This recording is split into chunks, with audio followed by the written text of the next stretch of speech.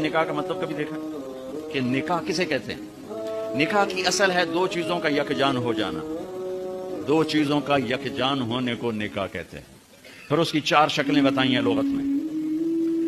بارش کا زمین میں جذب ہو جانا، ہلکی بارش جس کا زمین میں جذب ہو جانا، بارش کا پانی اور زمین یکجان ہو جائیں.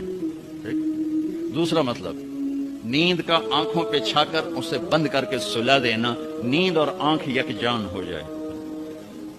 مرد کا عورت پہ اعتماد کرنا اس حد تک کہ دونوں یکجان ہو جائیں.